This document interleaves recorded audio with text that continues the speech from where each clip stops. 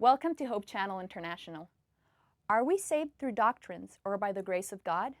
Well, the Bible teaches that even though doctrines are not what brings us to salvation, they are an important part of our Christian life and are there to help us better understand God's will.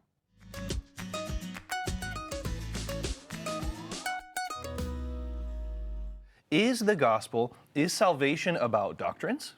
Or is it about the grace of God? And that is the fundamental question that they're faced here. That what role is doctrine necessary for salvation? They're saying, it's not that they're saying people should be circumcised. They're saying that they need to be circumcised, and if you don't, you cannot be saved. So that's how verse 1 ends. That's a very daring statement. That is a fundamental view of the gospel that is challenging the church in this moment. Yeah. So what is the effect of doctrines on our society and our faith and so forth? And how should we change maybe presentation of the doctrines? Well, let me just give the first shot. You know, as a pastor, you know, there's a tendency, especially with our generation, millennials, that says, oh, no doctrines, only Jesus. No, throw the doctrines aside, only Jesus, only Jesus. Well, wait a minute, just stop to think what you're saying.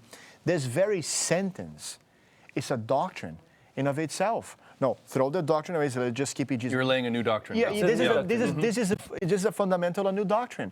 So doctrines, I like to call them values, because what the Bible teaches and calls us for this, you know, those are values, and you cannot compromise. They don't change. They have always been the same. They will never change, and that is what happens because we rebel against tradition. Those things that men have erected, and I understand the rebellion, but we cannot just throw the baby with the bathwater.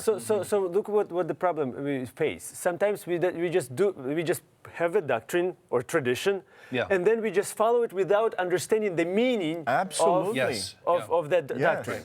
So that is horrible, because then we just do it without even knowing the greater meaning of it, and just say, okay, this is what you need to do because this is what it says, but I don't know why. Right. But I think that's why the point, and I like that you use the word value.